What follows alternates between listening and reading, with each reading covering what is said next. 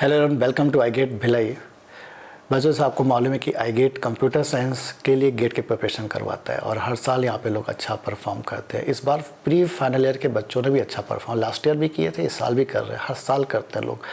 क्योंकि यहाँ पे जो सब्जेक्ट है बहुत ही बेसिक से और बहुत एडवांस लेवल तक पढ़ाया जाता है, जिससे कि बच्चे को किसी भी टॉपिक में कन्फ्यूज़न ना रहे और बच्चे भी यहाँ पे मोटिवेटेड रहते हैं और खूब मेहनत करते हैं। तो इस बीच में हमारे साथ नवनीत हैं जो प्री फाइनल ईयर 6 सेमेस्टर के स्टूडेंट हैं, जिनका रैंक 329 है। यार प्री फाइनल ईयर में 329 रैंक लाना प्राइवेट कॉलेज में पढ़ते हुए बहुत बड़ी बात है ये।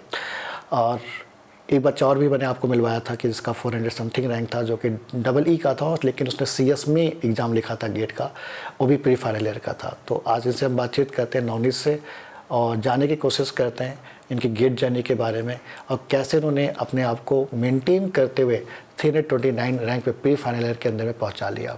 फिलहाल अभी एक साल और इनके हाथ में है, ये साल और मेहनत करेंगे, क्योंकि मोटिवेटेड तो हैं ये, ठीक है, इससे अच्छा परफॉर्म करेंगे ये। तो नेक्स्ट ईयर हम लोग फिर वापस मिलेंगे वीडियो बनाते हुए। तो पहले नवनीत से मिलते हैं और बातचीत करते हैं। नवनीत, आपको बहुत बहुत बधाई कि आपने प्री फाइनल ईयर में ही 329 रैंक प्रोड्यूस कर लिया है। और ये एक बहुत बड़ा अचीवमेंट है कि आप एक मिडिल कॉलेज या मीडियम कॉलेज में पढ़ते हैं, प्राइवेट कॉलेज पढ़ते हैं, लेकिन आपने अपनी एनर्जी को मेंटेन करते हुए एक अच्छी जगह पर यूटिलाइज़ किया अपनी एनर्जी को, आपने एक अच्छी रैंक आपने प्रोड्यूस कर लिया है, जिससे कि सभी आज प्राउड कर पा रहे हैं, आपके टीचर्स, आपके पेरेंट, आपके रिलेटिव आपके ऊपर। तो थोड़ा सा हम आपको सबसे पहले ये जानने की कोशिश करेंगे कि आपका स्कूलिंग कहाँ से हुआ था। सर बेसिकली मैं बिलोंग करता हूँ धमतरी डिस्ट्रिक्ट के एक गांव से, तर्रा बूंदी से। सर मेरा मेन स्कूलिंग जो हुआ है यहीं पे हुआ है, शकुंतला विद्यालय से, भिलाई से? हाँ भिलाई से हुआ है। तो 12th तक, फर्स्ट से लेकर 12th तक यहीं पे हुआ था। और जेई का था थोड़ा कि जेई करना है। तो जेई के लिए आपने कब से कोचिंग वगैरह ज्वाइन कर लिया था? Sir coaching as such 11th में किया था, पर वो उतना ज़्यादा फोकस नहीं कर पाया था मैं कोचिंग जो पढ़ा रहा था उस पर। और फिर 12th में वही थोड़ा बहुत जितना स्कूल में हो रहा था वो पढ़ के फिर जितना हुआ उतना कर पाया। तो फिर ड्रॉप लेने का नहीं सोचा आपने? नहीं, ड्रॉप लेने का नहीं सोचा था। तो फिर आपका 12 के मार्क्स के बेसिस पे आपका BIT दुर्ग में कंप्यूटर साइंस में एडमिशन हो गया। तो आपको पहले से था कि मैं कंप्यूटर साइंस में पढ़ूंगा? हाँ सर, कंप्यूटर साइंस। और किसी ब्रांच पे जाने का मन नहीं था आपका? नहीं। तो आपको कौन गाइड किया था कि कंप्यूटर साइंस ही लो आप? सर ऐसा मेरा 11 से इंटरेस्ट था कि कंप्यूटर साइंस में ही जाना है करके। अच्छा, मतलब पहले से माइंड में था कि CS में कुछ अच्छा करना है, गेम वेम बनाना है। और एक घर में भी ऐसा मेरी मम्मी कंप्यूटर टीचर है, तो उस कारण थोड़ा अच्छा, वो भी एक झुकाव था कि CS की तरफ करना है। ओके। तो बच्चों, जैसे आप देख पा रहे हैं कि BIT के अंदर में पढ़ रहे हैं, अभी 6 सेमेस्टर में है ये, और आगे की जर्नी जाने की कोशिश करते हैं। तो फिर आपको गेट के बारे में कहाँ से पता चला कि गेट भी कर सकते हैं? सर एक्चुअली जैसे मैं ज्वाइन किया कॉलेज, वैसे पापा थोड़ा खोज रहे थे कि क्या कर सकते हैं आगे करके, तो पापा ने मेरे को बताया कि ऐसा गेट भी हो सकता है। तो फिर वो मैं फर्स्ट सेम में ही आ गया था, जैसे शायद दिसंबर में ही आ गया था आपके पास।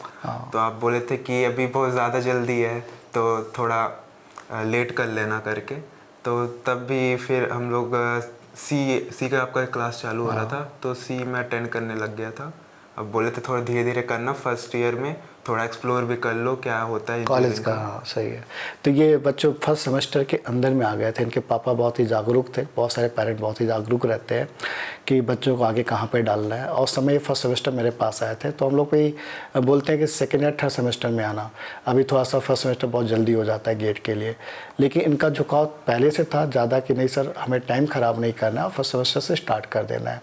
तो फिर मैंने इनको एडवाइस किया, ठीक है कोई दिक्कत नहीं, आप ज्वाइन कर लो, आप करो, लेकिन फर्स्ट सेमेस्टर सिर्फ सी पढ़ो और सी को स्ट्रॉन्ग करो, क्योंकि बेस है, एक प्रोग्रामिंग लैंग्वेज आपका अच्छा हो जाएगा तो आपका आगे डेटा स्ट्रक्चर वगैरह भी अच्छा हो जाएगा। तो इन्होंने इस बात को मानते हुए सी को अच्छे से स्ट्रॉन्ग किया। तो 6 सेमेस्टर जैसे आप फिर थर्ड सेमेस्टर फोर्थ सेमेस्टर आगे बढ़ना स्टार्ट किए, तो आपकी स्पीड कैसे कैसे बढ़ी? सर स्टार्टिंग में फर्स्ट ईयर में सी DS और TOC हुआ था और OS चालू कर दिया था। तो आप ऑफलाइन में कर रहे थे कि ऑनलाइन में कर रहे थे? सर उस समय कोविड का ही था, तो ऑफलाइन तो चालू ही नहीं हुआ था वो फर्स्ट ईयर में। तो पूरा मैं रिकॉर्डेड लेक्चर्स देखता था। रिकॉर्डेड लेक्चर थे? तो कितनी डिफिकल्टी होती थी रिकॉर्डेड से पढ़ने में? सर रिकॉर्डेड तो मेरे को मैं अच्छे से 2x पे ही देख लेता था, क्योंकि मैं उसमें फेमिलियर हो गया था स्टार्टिंग में सी के लाइव क्लासेस भी किया था। फिर उसके बाद मेरे को लगा कि अगर रिकॉर्डेड से हो पा रहा है तो उससे मैं जल्दी कर पाऊँगा करके। और रिकॉर्डेड से भी अपने टाइमली आप कभी भी किसी भी टाइम बैठ के देख सकते हो, और कंटेंट में कोई फ़र्क तो है नहीं, ऑफलाइन में भी ऑनलाइन में पूरा कंटेंट हमारा सेम ही है, हर एक लाइन बताया जो ऑफलाइन बताया वो ऑनलाइन में भी बताया हुआ है। तो फिर 6 सेमेस्टर तक कितने नंबर ऑफ सब्जेक्ट आपने कंप्लीट कर लिए थे? सर मेरा सेकेंड ईयर में मैंने जितने बचे थे सब्जेक्ट सारे कर लिए थे। CN मेरा लास्ट मई में ख़त्म हो गया था। मेरा इंजीनियरिंग मैथ्स और डिस्क्रीट मैथ्स बचा था, तो मैं सोचा था ऑफलाइन ही अटेंड करता हूँ क्योंकि उसमें प्रैक्टिस की नीड है। इसलिए वो करते करते डिस्क्रीट मैथ्स के आपके ऑफलाइन की क्लास हुई थी शायद अक्टूबर में हो रही थी, तो उस समय वो बचा था तो वो कंप्लीट किया। मतलब कुछ क्लासेस आपने ऑफलाइन में भी अटेंड किया है, कुछ क्लासेस हाँ, डिजिटल भी मैंने ऑफलाइन किया। ऑफलाइन मतलब कुछ क्लासेस यहाँ पे और बाकी उधर रिकॉर्डेड से कवर कर लिया था। रिकॉर्डिंग की। तो फिर आपको मतलब जो प्रिपरेशन आप कर रहे थे 6 सेमेस्टर के अंदर में, अभी जो आपने दिया एग्ज़ाम, तो आपको ऐसा फील होने लगा था कि यार मेरी प्रिपरेशन बहुत अच्छी चल रही है, मैं 300 रैंक ला दूंगा? सर मेरे को एक्चुअली यानी मेरे को गाइड अच्छे मिल गए थे। एक आपका तो था ही, आप अच्छे गाइड कर रहे थे, और मेरे को एक प्रांजल भैया थे, उनका गाइड जिसका 126 रैंक आया है। उनका वो एक साल सीनियर थे, तो पूरा बता पा रहे थे मैंने कहाँ कहाँ गलती की थी, पिछली बार कहाँ लैग किया था, तो उसके कारण बहुत ज़्यादा हेल्प मिली मुझे। तो ये भी एक बहुत प्लस पॉइंट है कि आप किसके साथ में उठ रहे हो, बैठ रहे हो, बात कर रहे हो। इन्होंने क्या किया कि अपने सीनियर जो अच्छा परफॉर्म कर रहा था, वो अभी उसका रैंक 126 है, शंकराचार्य इंजीनियरिंग कॉलेज में पढ़ रहे हैं, ये BIT में है। लेकिन देखो यहाँ कॉलेज मैटर नहीं करता है, आपको ये मैटर करता है कि आपके फ्रेंडशिप सर्कल क्या है। तो उन्होंने बहुत सही जगह पे इन्होंने क्लिक किया इनका दिमाग कि भाई जो अच्छा कर रहा है उसके साथ लग जाओ, जो उन्होंने कमियां, जो उनसे गलतियां हुई हैं वो गलतियां हमको नहीं करना है। या तो भाई आप गलती करो फिर उसको सुधारो, टाइम लग जाएगा, तो बेटर है कि अपने सीनियर से गाइडेंस ले लो कि सर कहाँ कहाँ गलती हो सकती है, वो गलती मुझे करना ही नहीं, कम टाइम में मुझे अच्छा करना है। तो एक अच्छा साथ इनको मिल गया। फिर डाउट डिस्कशन हो गया, क्वेश्चन डिस्कशन हो गया, फिर कौन से टेस्ट सीरीज करना है, कौन सा टेस्ट सीरीज नहीं करना है, ये सब डिस्कशन ये लोग आपस में करके वहाँ काफ़ी बेनिफिट मिलता है कि एक बंदे का रैंक अच्छी आ रही है, उसी के साथ में आपकी भी रैंक अच्छी आ जाती है।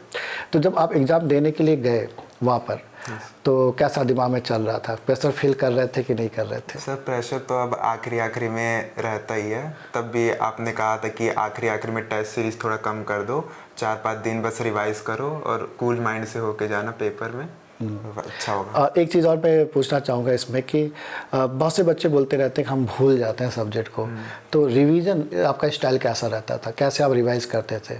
सर रिवाइज करने के लिए मैं मेनली टेस्ट पे फोकस करता था, टॉपिक वाइज टेस्ट दे देता था। पहले पूरा सब्जेक्ट रिवाइज कर लेता था, उसके बाद टॉपिक वाइज टेस्ट दे देता था। फिर उसके बाद जैसे अपन पिछले बार जुलाई से चालू कर दिए थे, 15 जुलाई से, और फिर ख़त्म होते होते टॉपिक वाइज अक्टूबर आ गया था, और फिर उसके बाद फिर से रिवाइज करने के लिए सब्जेक्ट वाइज टेस्ट थे, तो उससे फिर रिवाइज हो गया। मतलब टेस्ट पे ज़्यादा फोकस करते थे। उससे टेस्ट से क्या होता था, मतलब एक बार सब्जेक्ट आपने पढ़ लिया और उसके बाद में टेस्ट दे दिया, तो उससे काफ़ी अच्छा प्रैक्टिस हो जाता था आपका। तो कितनी, वैसे देखें हम लोग कितनी बार रिवाइज कर लेते होंगे हर सब्जेक्ट को आप? सर लगभग 2 बार किया था। 2 से 3 बार? हाँ।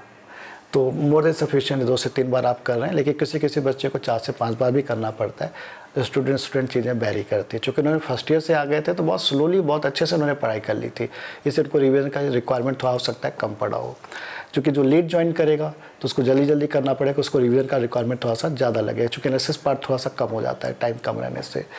तो जब आप एग्ज़ाम लिख रहे थे, जब क्वेश्चन पेपर ओपन हुआ तो कैसा फील हो रहा था आपको? सर फर्स्ट तो थोड़ा पैटर्न चेंज कर दिए थे।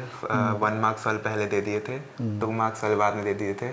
तो मैं जब मॉक टेस्ट दे रहा था तो देख रहा था कि मैं कैसे अटेम्प्ट करूं तो मेरे नंबर बढ़ जाएंगे। तो जैसे मैं रैंडमली जब कर रहा था तब मेरे नंबर अच्छे आ रहे थे, पर जैसे ऑर्डर हो जाता था 1 मार्क्स पहले 2 मार्क्स पहले बाद में, तो फिर उसमें मेरे मार्क्स कम हो जा रहे थे, और मेन इसमें ऐसा आ गया।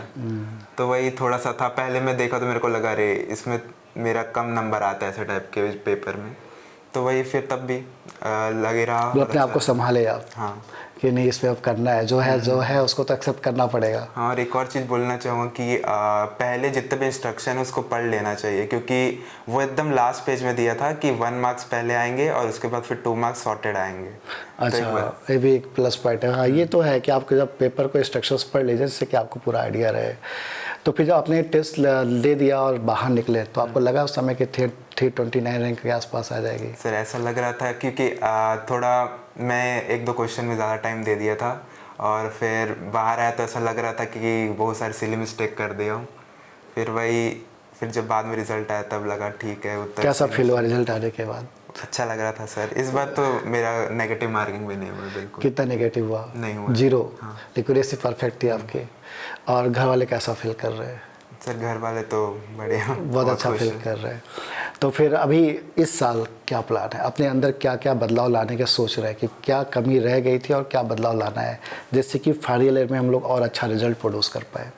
सर पिछले बार कुछ सब्जेक्ट वीक पड़ गए थे। CN CD में प्रैक्टिस थोड़ी कम हो गई थी, तो कुछ सब्जेक्ट में जिसमें प्रैक्टिस कम हुई थी। हाँ, कुछ टॉपिक होंगे, कुछ ऐसे टॉपिक जो कि इसमें रिसर्च की ज़रूरत होगी आपको। और अभी टेस्ट कब से स्टार्ट करेंगे आप? सर टेस्ट वही फिर से 15 जून से करूँगा। एग्ज़ाम अभी आपका यूनिवर्सिटी का एग्ज़ाम भी है। हाँ। उसके बाद मतलब आप फिर से टेस्ट में घुस जाएंगे। तो ये सब तो करना ही पड़ेगा आपको, टेस्ट देना है, रिवीजन करना है, प्रीवियस के क्वेश्चन सॉल्व करना। प्रीवियस के क्वेश्चन कितनी बार बनाए थे आप? सर एक ही बार किया था। तो 100% बना लिए थे कि 80-90% ऐसा? सर कुछ जैसे थोड़े से जो बहुत पुराने हो जा रहे थे, जो इररेलेवेंट लग रहे थे, उसको छोड़ दिया था। और फिर बाकी मोस्ट ऑफ 70-80% बना लिया था। कितने नंबर ऑफ टेस्ट लिख डाले होंगे आप? सर मॉक तो मैंने लगभग 40 दिए होंगे। 40 के आसपास। तो बच्चों देख रहे हैं आप, इन्होंने प्रीवियस के क्वेश्चन बनाए, प्रीवियस के क्वेश्चन के साथ में इन्होंने टेस्ट भी प्रॉपर्ली दिया, रिवीजन प्रॉपर्ली किया, टेस्ट पे ज़्यादा फोकस किया। इस कारण से इनकी रैंक 329 रैंक है 6 सेमेस्टर के अंदर में। और एक साल अभी बचा हुआ है इनके पास में, और इस साल ये चूँकि इतनी अच्छी रैंक है तो मोटिवेटेड तो हैं ही, तो फिर से पूरी की पूरी कोशिश करेंगे। आपके जो जूनियर्स होंगे जो 4 सेमेस्टर में होंगे वो आपको सुन रहे होंगे, वो भी चाह रहे होंगे कि हमारी भी रैंक ऐसे जनरेट हो जाए, तो उनको आप क्या गाइडेंस, क्या मंत्र देना चाहोगे? सर सबसे बड़ा मंत्र यही है कि कंसिस्टेंट रहना है हमेशा। ऐसे जब डीमोटिवेट अगर लग रहा है तो उसमें वही कि अगर ज़्यादा डीमोटिवेट लग रहा है कि पढ़ने का मन नहीं कर रहा है तो 1-2 दिन ऐसे आप बंद कर सकते हैं पढ़ाई, थोड़ा घूमने उमने जा सकते हैं, फिर उसके बाद जैसे मूड फ्रेश हो फिर से रिज्यूम कर सकते हैं। पर ऐसा है कि जैसे जिस दिन मन नहीं कर रहा तो 1 घंटे आधा घंटा उतना पढ़ लें ताकि जो कंसिस्टेंसी है वो मेंटेन रहे। और अगर नहीं मेंटेन होता है तो थोड़ा बाद में जाकर प्रॉब्लम होता है। हाँ, तो मेन तो ये तो प्लस पॉइंट है भाई, कंसिस्टेंसी तो आपको मेंटेन करनी ही पड़ेगी। आलस नहीं करना है, आलस कर गए तो फिर आप भटक जाओगे, तो आप उतना अच्छा परफॉर्म नहीं कर पाओगे। इन बच्चों ने जितने भी आप टॉपर्स देख रहे हैं, इनमें सब में कॉमन चीज़ यही है कि इन्होंने आलस नहीं किया और एक कंफर्ट जोन में नहीं रहे, अपने कंफर्ट जोन से बाहर निकलेंगे। इनको था कि यार नहीं कुछ ना कुछ करके निकलना है, इसलिए आज ये टॉपर्स की लिस्ट में आ रहे हैं। तो टॉपर की लिस्ट पर आना कोई बड़ी बात नहीं, बस कुछ कुछ चीज़ों को ध्यान रखना है। आलस नहीं करना है, टाइम को यूटिलाइज़ करना है, मस्ती करो, घूमो टहलो, लेकिन टाइम से पढ़ाई कर लो। ठीक है, डेली कितने घंटे पढ़ लेते थे आप? सर अभी कॉलेज जब नहीं था, कोविड का टाइम था, तब वही 4 to 5 आवर्स उस समय भी होते थे। और जैसे कॉलेज हो जा रहा था और जब गेट का एग्ज़ाम पास में आया तब? सर तब तो बढ़ गया था। 10 घंटे 12 घंटे? नहीं उतना ज़्यादा नहीं, टेस्ट देता था, टेस्ट का एनालिसिस करता था और रिवीजन करता था। तो एक ही टेस्ट देता 8 से 9 घंटे 8 घंटे निकल जाते होंगे फिर? सर उतना मेरा इफेक्टिव नहीं रह पाता था उसमें भी, मैं यानी इफेक्टिव 5 ही घंटा जाता था, उससे ज़्यादा नहीं जाता। ठीक है, तो भी 5 से 6 घंटे भी आप कवर कर ले रहे हैं डेली, और चूँकि बहुत अर्ली ज्वाइन कर चुके हैं आप तो वो भी सफिशिएंट है बच्चों। ठीक है बच्चों, फिर आप लोग भी लगिए और करिए, अच्छे से करिए। नवनीत आपको भी ऑल द बेस्ट कि अगली बार हम लोग फिर मिलें और अच्छे से मिलें और अच्छी रैंक के साथ मिलें, और उम्मीद है कि आप अच्छा परफॉर्म करोगे। अपना बेस्ट देने की कोशिश करो, रैंक के बारे में सोचने की कोशिश मत करो। ठीक है, तो 101% अच्छा होगा बच्चों। आप लोग भी लगिए और करिए। ऑल द बेस्ट आपको भी। Bye bye.